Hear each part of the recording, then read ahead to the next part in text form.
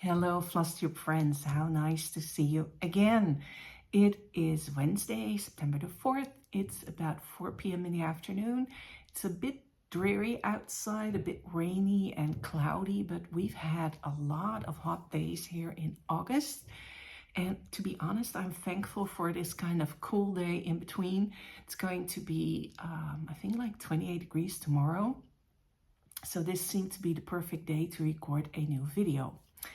If you're a returning viewer, thank you very much. I so appreciate you watching my videos and leaving comments. And if you are a new viewer, welcome. I am Annemiek from the Handwerk Boetiek, which is a cross-stitch shop in the northern parts of the Netherlands. And if you like the video, if you found something that inspires you for a new project, I hope that you will subscribe to my channel and enjoy more videos in the future. Now, it's been a while since I last recorded my video. I uploaded it on I think like August 3rd, some around that time, but I had recorded it a little prior to that since I was going away for a week. And it's been longer than I had anticipated. Now, I hear a lot of Flosstubers say that when it's taking them a bit longer than they thought it would before they upload a new video. And I'm always like, you don't have to apologize for that. I appreciate any video you put up, but here I am and I'm almost doing the same as well. Anyway, I have a rather striking reason why it's taken me a while to update you on my stitching, and I'll get into that a little later. Before I share my personal update, I want to give sort of like a trigger warning. I don't know, there might be people who are not comfortable hearing about, unfortunately, a cancer story, and I can, spoiler alert, it seems to be ending well. But anyways, if you do not think that's good for you to hear, or if you're not, don't want to hear it, please scroll along until you see stitching appear. There is going to be a lot of stitching, I promise. So please do so. Do what's good for you. I just wanted to share my story because I think it's important to let other people know why it is so important to have your mammogram taken. So let's rewind a bit and go back to the end of July. Yes, I know, it's been a while. The last week of July, I was going to Bremen, which is a larger city in the northern part of Germany, and spend a couple days there, explore the city, do some sightseeing, do some shopping, and have a visit from my wonderful friend Bettina, who lives sort of nearby and would come over for the day. So far, so good. So I left on a Sunday, got to the hotel, no problems at all. Had to scroll around the surroundings of the hotel, had dinner, and the next day I was going to walk into Bremen and sort of discover the city. The hotel was close enough that I could easily walk to the center city, and Bremen is a wonderful city to visit. It has lots of shops. It has a wonderful old marketplace. There's plenty of old buildings. There is a old, what do you call it, like neighborhood, which is called Schnoor, which is really, really wonderful to visit. I did that with Bettina on the Wednesday. And also kind of important, they do have a Starbucks as well. So I spent a day in Bremen, did some shopping and went back to the hotel.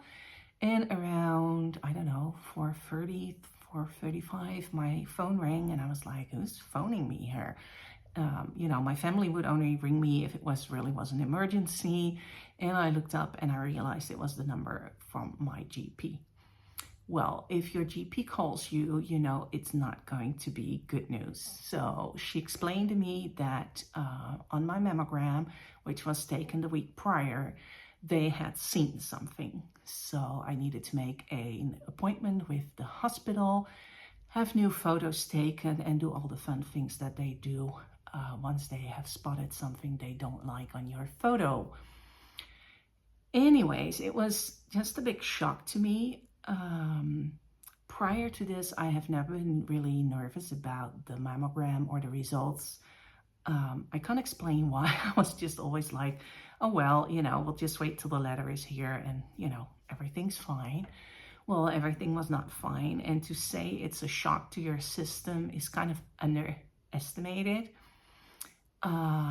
It really spoiled my days in Bremen, I have to say. I didn't do much on the Tuesday. I was just going over the conversation. You're going over scenarios in your head, and it's just not a fun place to be. So fortunately on Wednesday, Bettina came over and the two of us had a great day in Bremen.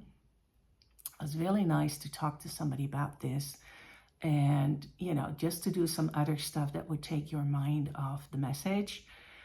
So, yeah, my stay in Bremen was not exactly how I had envisioned it. And I already knew that the next Monday I would have to go to the hospital and go through all the, the checks and everything that they want you to do over there. So I got home on Friday. I had to tell my mom about the conversation. And yeah, it was not a fun time.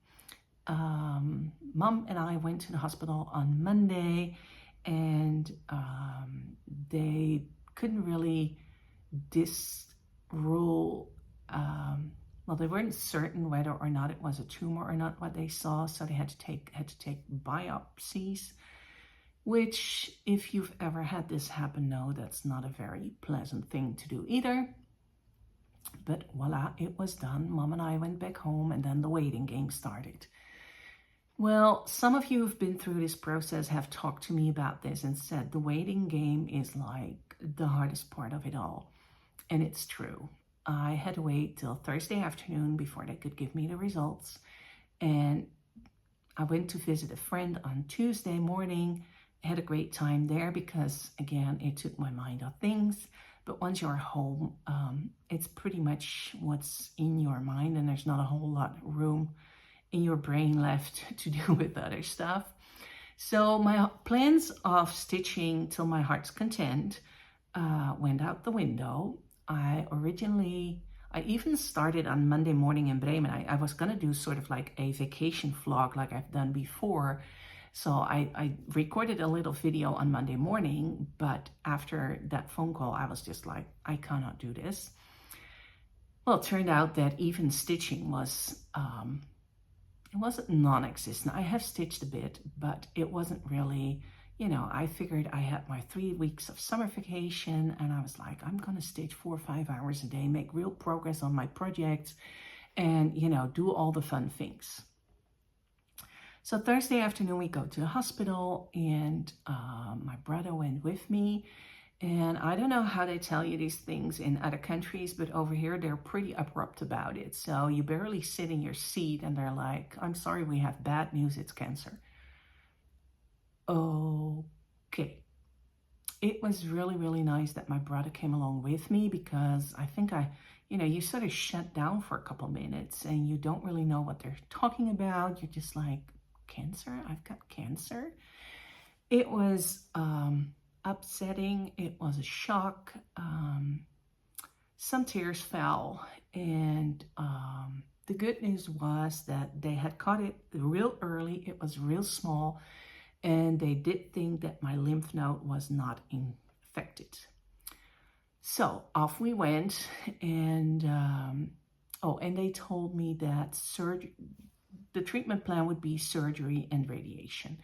Since it was this small, and since they didn't think the lymph node was infected, I wouldn't need chemo, which of course was a huge grace, because that's really, really hard to deal with.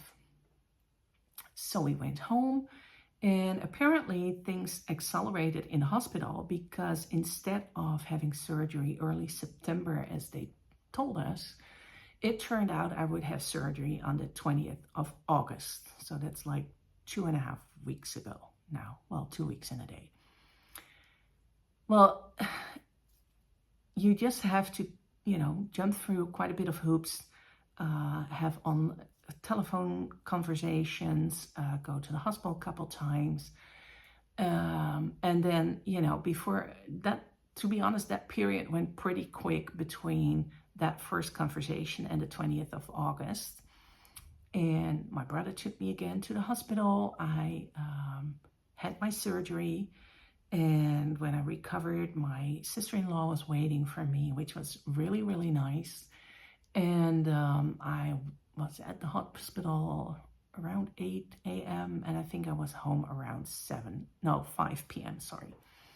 So all in all, a pretty quick procedure, a quick stay at the hospital, and then back home.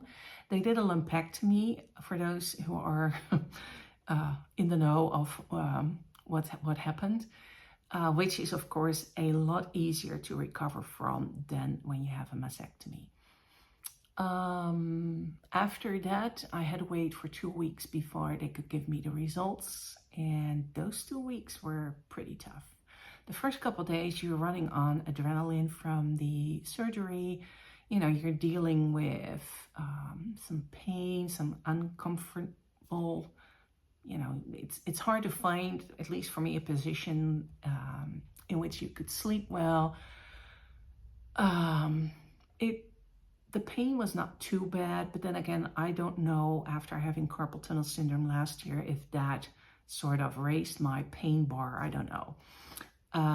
But then the second week started, and that was kind of hard to wait a whole nother week and weekend before you had the results. And, you know, even when they say we think it's a very small tumor and we can remove it, we think the lymph node is not infected, you only know that when they really have done the research on it and they tell you. So the good news is last Monday, I had my meeting with the doctor, and she told me that it had all gone really well. They were able to remove everything. The lymph node was indeed not infected, and they had removed the tiny tumor completely, which was a huge relief. And I now have to recover from the surgery. I have to be honest, the anesthetic is still playing havoc on my energy levels. I'm doing kind of okay in the morning, and then around 11:30, it's sort of like my whole body shuts down, and I'm like a toddler. I need my nap, and even in the afternoon after a nap, I'm still not really, you know, energetic or anything. But I think every day, every week, it's getting a little better, which is good. I'm off my pain meds. The wounds are healing nicely, so there's honestly nothing to complain about, especially not when you get news like this. We're now waiting to hear from the University Hospital in Groningen, which has the machine that does the radiation. There are 2 hospitals in Groningen. One has the machine for the radiation and the other doesn't. So I have to move to the other hospital, and we'll have a meeting with the specialist over there to see what the next step will be. But for now, I am happy, thankful, relieved, all the positive vibes that they were able to remove the tumor and that the cancer is out of my body. So that were the last, I don't know, like 6 weeks. It was 6 weeks from the moment that my GP called me till the moment that I got the news that they had removed everything. And to say it's a roller coaster is really, it's not even enough. You go through all these kind of emotions, and it's sometimes hard to deal with. It is the thing that kept me going was that it was very, very small. And I'm very fortunate that we have free mammograms that are taken every 2 years. Once you're, I think over the year, once you're 50, and that they caught it this early on. So the reason I'm telling you all this, I realize this is a very long personal update, which is not what I usually do, but is to encourage you to go have your mammogram taken when it's time, because you never know. And I can tell you now from personal experience, when they when they see it early on, it makes a lot of difference. So please have them checked out. And I know it's unpleasant, it can be painful, it can be awkward, but it is so worth doing it. Take, good care of yourself and do these kind of things. I am beyond thankful that, the person who looked at the photos spotted the little, place. I've seen the photos, and an untrained eye, I think, wouldn't be able to recognize it. I am really thankful that the radiotherapist at the hospital wanted to take biopsies, because the other option was to come back in 6 months and have another look. And I am very, very thankful that he sort of, that he said, well, I would go through with this procedure just to make sure that it's either nothing or it's either you're very early with discovering it. And the one maybe good thing, I don't know if that's how you should say that, but the outpour of love and support from my customers has been amazing. I mean, friends and family have been there from day one. And to have a good support system is really important if you go through something like this. I think it was about mid-August when I shared the news with my customers, because, no matter how much you try, it is going to affect how things are run for a while. And I'm not exaggerating. I think I got close to 200 cards from my customers. My mom got me 2 beautiful boxes in which I can collect them. And we're almost to the point I need to rearrange them again, because otherwise 2 boxes are not even big enough. But apart from the amount of cards, the words that people wrote on the cards, that touched my heart, and it really made a difference. If you ever wonder, if you hear somebody going through a hard time, whether sending a card is a good idea, it is. It really is. Knowing that so many people thought of me, were sending me their good thoughts, were, praying for me, lighting candles, it truly made all the difference in the world. It really did. So if you were one of the people that either, send me an email, send me a card, thank you from the bottom of my heart. It was beyond amazing. And like I said, it's hard to explain how much strength you can get from support from other people.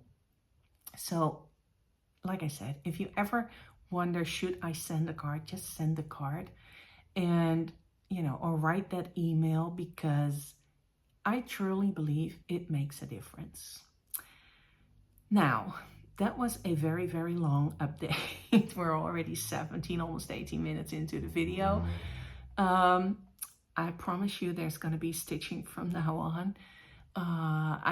Like I said, I didn't stitch nearly as much as I thought I would, because some days I would just, I wouldn't feel like it. I wouldn't have the energy. It's really touch and go. Well, that doesn't sound correct, but it's like some days I have more energy than other days. And then, there are days, especially evenings, when I'm just too tired to do anything, and I'll just watch a soccer game. Thankfully, all the soccer competitions started around mid-August, which was just about the time when I needed it to have the diversion. So there's been a lot of soccer watching, especially because if you're tired, you don't really have to pay that much attention to it. So you can just put it on and your mind can sort of wander, and you'll just know from the sound whether you need to watch or not. And sometimes if it's a good game, I'm watching and I'm really enjoying it. Now, onto the stitching. Since it's been quite a while, I have a lot of stuff that I worked on, and I try to separate it into finishes and my whips. I hope it's in a good sequence. I don't know, but we'll just go for it. First off is a little chart. This is my Heart in Hand needle art. I didn't bring the chart, or at least I misplaced this. I couldn't find it. This is by no means stitched with the colors that it's called for, but with the frets that it's called for. but it is stitched with DMC colors that were close match to the colors the threads that were called for. That's a very complicated way of saying I choose my own DMC threads. So it is stitched on a 32 count, I think it's Vintage Country Mocha. Yes, it is Vintage Country Mocha, but I decided to use the non-painted side of the fabric. So if you look, I'll just turn it around. This is the modeled side, and this is the solid color. This one was on my I want to stitch it list for quite a while. I think I wanted to stitch it last year, never got to it. And I thought this would make a really nice holiday project because it's easy, it's quick, and I really enjoyed stitching it. Next up is my yearly Prairie Schooler Cinta. I usually stitch this in the month of July. So again, I took this with me to Bremen to stitch there. And I finished it, I don't know, sometimes when I got home. It is stitched with the called for threads, except for his coat. I'm stitching all Prairie Schooler yearly Santas with DMC 815 instead of the called for 221, I think it is. The 221 is a little too rusty, too brown for me, and I want it to have a real Christmassy look, more red. And then his buckle, I hope you can see it, is a metallic gold. I always try to add a little bit of sparkle to these charts, and everything else is just stitched as is. This is always a fun. I've stitched it on 25 count natural linen from a German supplier, which is my favorite linen, 2/2. And it's just, I love it. I really liked how this one worked out with all the backstitched trees. They were a bit of a pain to stitch, but the end result, I think, is really worth it. So that's my Prairie Schooler Cinta. Oh, look, this is, I'll leave this here because this is like a whip finish. I'm not sure yet. Then I have another finish. Let me see this one. I got a whole box here beside of me that I need to get stuff from, but otherwise it was almost impossible to get everything downstairs. Okay, this is the piece of fabric that you can tell I accidentally spilled a cup of coffee on it. It is 40 count. There's like nice spots of coffee everywhere. And it was a 40 count antique white Zweigart. I brought over some coffee for a customer, and I don't know what I did. I either tripped or didn't look where I was putting it, and before I knew it, the fabric was washed in coffee. So we couldn't sell it anymore, but there are too many good parts in this piece of fabric to just, get rid of it. So what I figured I would do is use it for a series that I have been eyeing for quite a while. And this is a 9-patch by Primrose Cottage Stitches, but it falls within the series of all the bee-themed charts that they have produced, and all those bee-themed charts use pretty much the same DMC colors. And as you can see, it's stitched on an antique white. I think they used a 25 count white, so probably a Lugana, I think, because I think that's what they mostly use. But I figured, well, I can stitch it on my 40 count coffee washed antique white Newcastle. So here is my end result. This was I think like 2 or 3 evenings of stitching. You can tell the coffee is right here. I'm going to finish it smaller so this doesn't bother me at all. And the added advantage was that with a square design like this, where it's hard to see what's top, what's bottom, and before you know it, you have turned it 90 degrees and your stitches go the wrong way. In this case, I knew that the coffee stain was left bottom corner, So as long as I kept that in mind, I would stitch it the right way. It is stitched 1/2 with the called for threads, and I will show you. They have a whole lot of charts that are done this way. This is I'd rather be stitching, which I also want to stitch. And then there's the A, B, C.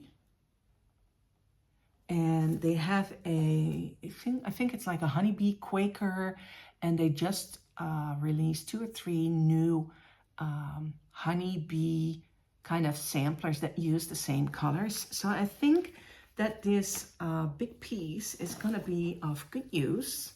I'll show you again. See, there's plenty of space where I can cut pieces for the larger charts. So that was another finish. Let's see, and then, oh yeah. I don't recall whether I talked about this in my last video. I might do a separate video on this because I have a grandiose plan for my 60th birthday. I turned 55 on August 14th, and you know how I love to do the math. So I figured out if I start a project on the 14th of every month in between August 14, 2024 and August 14, 2029, I will have 60 projects started before my 60th birthday. Now the goal, of course, is to finish, you know, I won't say 60 of them because I know myself, and unless the last 2 months I do like small projects, it might not happen. But I thought it was a nice way of celebrating your 60th birthday, or at least working up to your 60th birthday. So on the 14th of August, I started Give More, which is one of the Quakerish strawberries by Erica Michaels. I got this as a kit from Dying to Stitch, but it is now been released as a 3 strawberry chart with Give More, Expect Less, and Hope. Oh, it doesn't say so. I'm sorry, there's another one. I've stitched one that's completely finished, and now I've stitched the last one, which was Give More. This is stitched on a 36 count, let me check, 36 count R&R French vanilla linen. It's one of my favorite colors. I really, really love the color of this linen. And it's stitched with the called for threads, which is a combination of DMC and Weeks Dye Works 1/2. And you might, now you can't see it here. Can you see it on the back? No. There is a little dog on this chart. The dog is here, but well, you know, Mr. Pookie would probably object to me stitching a dog there. So I changed this color to mimic Pookie's color. I gave him a little bit of white under his chin, and I gave him 2 whiskers. Hope you can see it. So he's a little special, and I just really enjoyed stitching this. This is a lot of fun to stitch these strawberries. They're not very time consuming. I think this took me about 2 or 3 evenings of stitching, and I don't stitch a whole lot in the evenings. So, you know, hour and a half maybe. So this is very doable. And now I can, oh, I got Expect Less here. I'll show you that one as well. This one still needs to be finished. And then I have the 3. I didn't bring the other one. I'm sorry. It's just, let's see. The first one was Expect Less. That's this one. Darn, I'm sorry. It's not in my file folder. But anyways, this is the first of 60 projects. This is better. The first of 60 projects that I hope to start on the 14th of every month. I do have a couple of kits that I would really like to stitch. Some of them are kits that that I got for myself, and we don't have them in the shop. Kits like this are charts that have been released since, and there might be some charts or some kits of which the charts have not been released and they may be released later. There's plenty of other projects, charts that I want to do. But like I said, maybe it's a better idea, considering the length of this video, that I do that in a separate video and tell you all about those exciting plans and the Excel sheet and everything I've got for that. That was that. Then another finish. I think this is the last of my finishes. This is a friendship sampler by The Good Huswife. This was a freebie from 1998. So a long time ago. The year was stitched over here. I wanted to stitch it and, you know, have the year change because 1998 didn't have specific meaning to me. So I changed it to 1896, which I thought looked good with the motifs. And it has the initials of some of my dearest stitchy friends. If you're watching this, I hope you recognize your initial.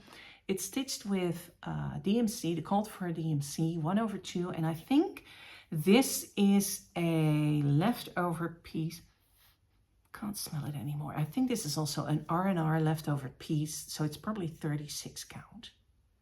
I'm gonna make this into a little pin cushion, or if I find a small enough frame, I might just put it in a little frame because I think it's really a cute, sweet chart.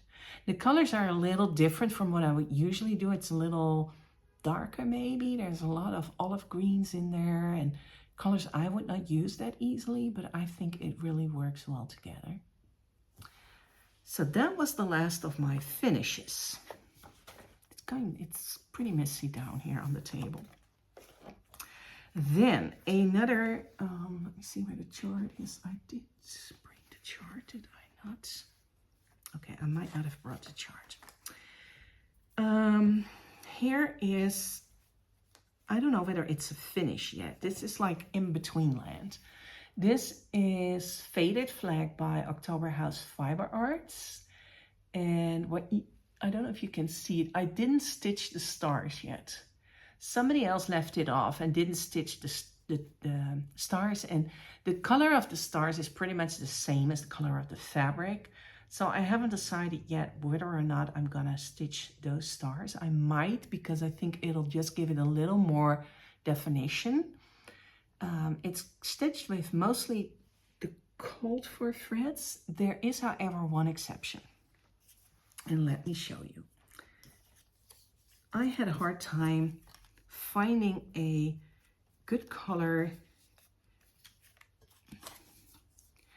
These are the 3 colors of red, pinkish that is used in the stripes. Now, I had a really hard time finding that 3rd color because what was called for, and I'm a little upset that I didn't bring that chart with me because then I could tell you what the 3rd color was. Let me do a quick check. It's not in here. Is it over here? It's not over here either. Anyways, you might be able to see it a little better this way. The funny part is these two are both antique rose. I'll turn them around so you can see. And you can tell that the dye lots are completely different. The one on the left is way lighter than the one on the right. However, in the chart, it worked out perfectly fine. So if you ever have 2 different dye lots, don't despair. It might come in handy in some chart. And I know that Pat Ryan from R&R wants that if you get your overdyed threads, put the year in which you bought them here in the corner so that you know whether you have an old or a newer skein. But I thought it was really interesting that I have 2 of the same color and you can tell they look completely different. But it was such a good solution for my project, so it worked out. So Crandalled Flag is sort of kind of done. And now I'm going to stitch the back side. It's going to be this zigzag a border around it, and I think I'll do 1 or 2 of the stars in a blue block.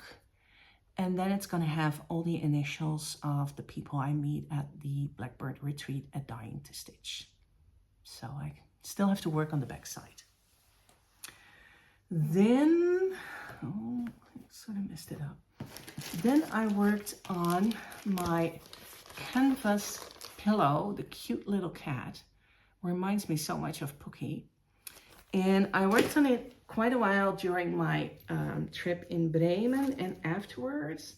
But after surgery, I haven't picked it up yet because although I can move my right arm pretty well, this is a little bit trickier to hold. But I'm making quite a bit of progress. All the dark brown is filled in. I filled in most of this here, over here, down the bottom. And I think what I'll do next is work on the kitty because I think that's the most fun part. But it's moving along and I really wanted to get it done this summer. Well, that's not going to happen. But maybe, you know, before the year's over, it might be done. There are some threads here and there because with the wool, as it is so much thicker, you sometimes need some more stitches around a certain color in order to be able to end it off on the back. So this is how far I am. And I did the math on this and I think it is like 80 by 80 stitches. So that's 6,400 stitches. And no matter whether you are doing this on like, I think this is like a 10 count kind of canvas. It's like 2 stitches per centimeter. You still have to stitch all those stitches since it is, you know, like a fully covered piece.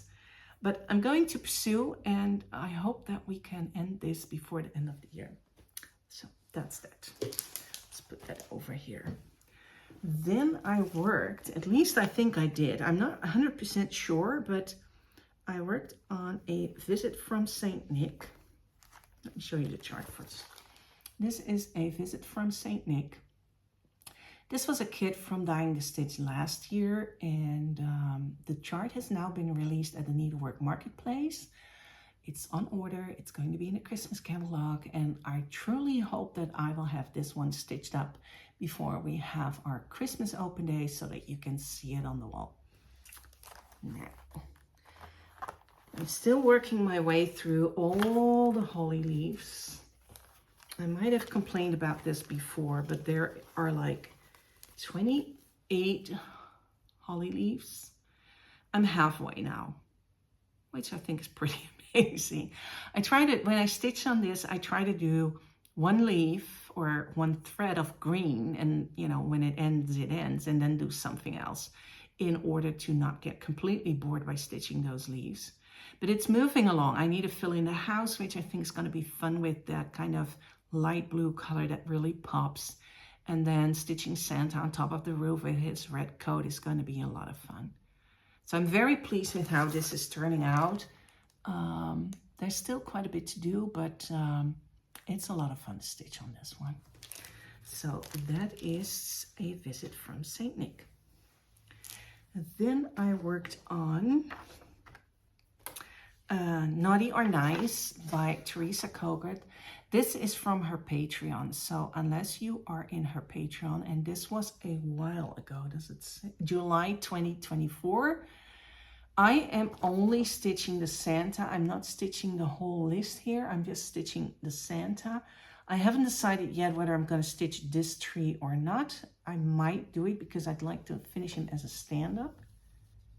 And then the tree would be kind of nice to fill in here. So I got a bit more done on him. He's got a face now, which makes him look so much nicer. And I'm filling in his coat, stitched this snowflake here. His head is not completely finished, neither is his beard. There needs to be cream colored thread in there, but I'm getting there. And I have changed, I think, like all of the colors for this one, because I wanted him, his main color of the coat is DMC 816, because I wanted him to fit in with my Prairie Schooler Santas, because while I use 815 for the yearly Prairie Schooler Santas, I've been using 816 DMC for all the other Santas when they have a red coat. I don't know, don't ask. I started out with 815 for the yearly Santas and then somehow changed to 816 for other Santas, and I'm kind of sticking to it. So that's what his code is, and the dark color is 902. Let me know if you want to have the conversion. I guess the conversion only makes sense if you have the chart. Just let me know in the comments and I can, make a list of it. It's all DMC. The original calls for 2 colors of Classic Colorworks, I think, for his code. And I just didn't want to be bothered with that. I had the colors on hand for my Prairie Schooler, and I just wanted to keep on stitching. This is also on that 25 count natural linen from a German supplier that I love so much. It's stitched 2/2, and it's just wonderful to work on. That is naughty or nice. Then I did start a new project. Oh, let me see. Yeah, you can see it right here. This is from Home from the Holidays.